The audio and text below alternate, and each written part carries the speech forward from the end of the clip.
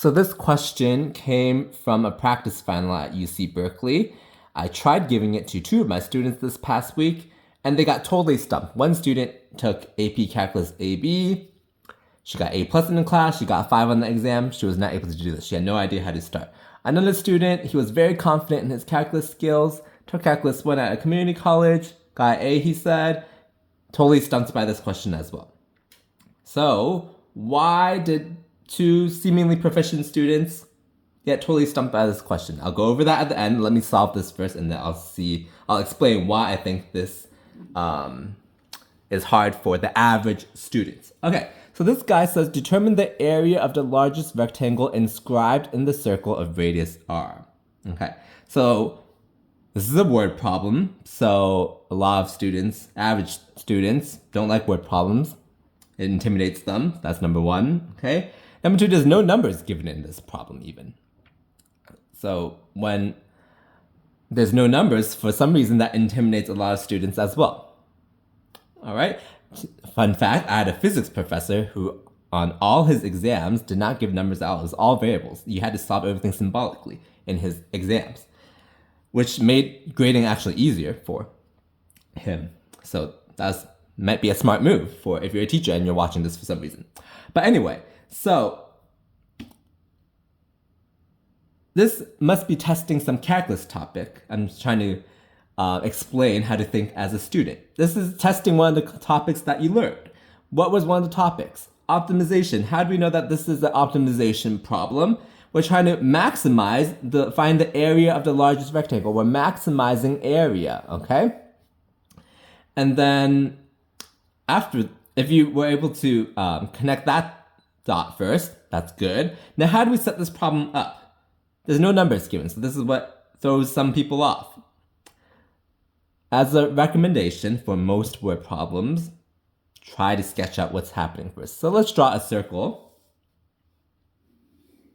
Okay, and we're trying to inscribe some rectangle in it. We're trying to squeeze in a rectangle inside that's the biggest. So let's try it. We want because remember, area of a rectangle is base times height. Maybe we need to write that down as well. So we have some rectangle, length x, base x, height y, a is x times y, right? We're trying to maximize this area. So we want to make x as big as possible and y as big as possible. If both these are as big as possible, the product, which is the area, will be as big as possible as well. So let's even try to sketch what's going on. This is not a good sketch, but even just from the sketch, you might be able to make a good guess that the biggest rectangle that we can squeeze into the circle is going to be a square. And that is the correct assumption, guess. We'll show that. So it helps to sketch it out, okay? That's one. And here's another thing that we have to connect a dot for. How do we use the circle of radius r? So if I draw it like this, the circle of this radius r, that won't help me very much. However, because let me also write this x and y first. So x is here, y is this length over here, okay? X is this space, y is this height. I can't relate x and y and r in any way here. Or we probably could, but not easily. Okay, so let's not draw it like this. That's why I use my pencil, okay? Instead, let me use this color. Hopefully it's visible on camera. Why don't we draw r, radius, like this? This is r, right? We can extend it the other way as well. Let me use the pencil for this.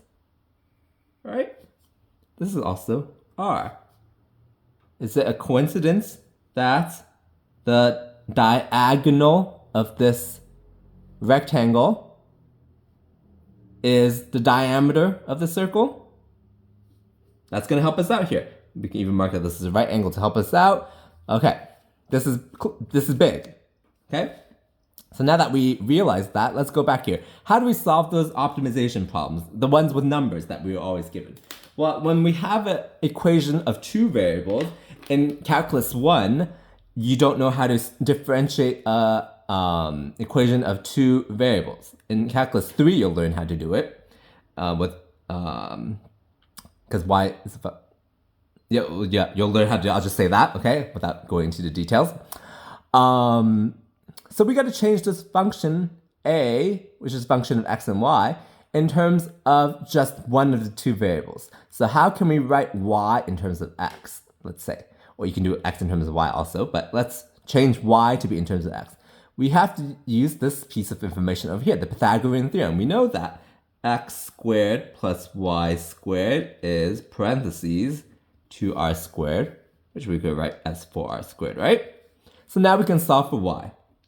Y is square root of 4r squared minus x squared. Yeah? Okay, so we can rewrite area as x times square root of 4r squared minus x squared. You might be confused that, well, I wrote y in terms of x, but now we introduced the r. R is not changing, it's a constant. We're given a fixed circle of radius r. We can't change that. We can only change this x and y, the base of the rectangle and the height of the rectangle. The radius is fixed. Can't change that, okay? So, we can pretend even r is 1, or 10, or 100, something like that. It's a constant. It's not changing, okay? So now we can differentiate a. So a prime would be here. We would need to product rule. So first, d second. So x times derivative of this is 1 over 2 square root of 4r squared minus x squared times the derivative of the inside. We need to chain rule. Minus 2x plus second d first. So derivative of x is just 1. So we left with the square root term. Okay? We want to set it equal to 0 to optimize. Okay? And then we're going to solve for the critical points and all that. So we want to solve for x here. Multiply both sides by this square root term, okay? It's nice that this side is 0, so you'll still have 0 over there, okay? And then this would cancel with this, yeah? This 2 and this 2. And then we'll have a minus x squared. Okay? So, and then over here, you would have a plus 4r squared. Let me change pens, my pen is dying. 4r squared minus x squared. This is equal to 0. Okay? So let's solve for x. So 4r squared is x squared. Yeah? So x is this is 2x squared over here. Because this is 2x squared, right? So x is, so this, we'll simplify to a 2 over there, right? So x is square root of 2 times r. Okay, so we found the base of this rectangle. We're not done yet. We have to maximize the area. We're determining the area. So we need the y now.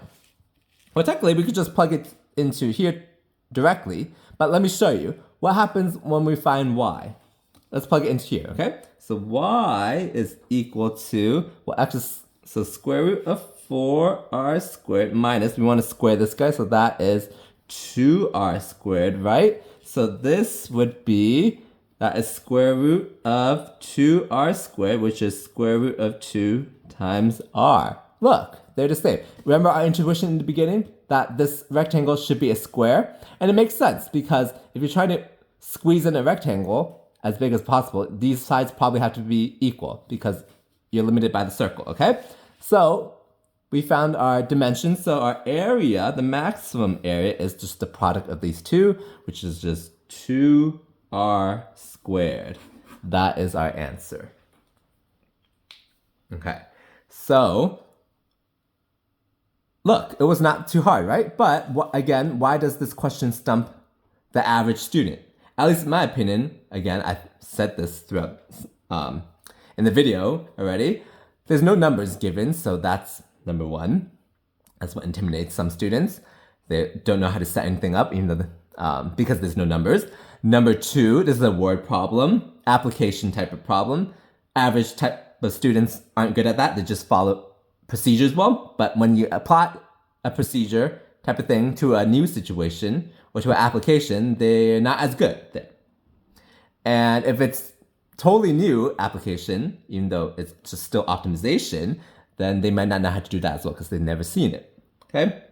And then number three, they might not sketch things out. They get totally lost that, how do I even approach this? Just start drawing things, and then you might see the light at the end of the tunnel.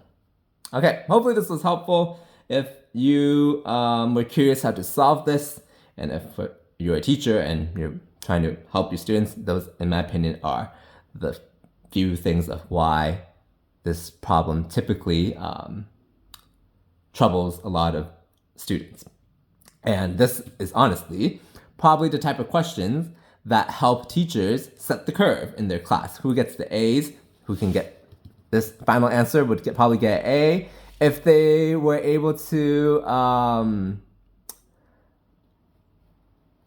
if they made some small errors, maybe they'll get an A still, or maybe a B. If they were able to kind of draw this situation out, maybe they'll get a B or a C, something like that. That's how a lot of teachers try to write problems to, write harder problems to try to set the curve in their class. Not everyone can get in their university level class, so they got to differentiate by problems like this. All right, hopefully I'll see you in another video as well. Bye.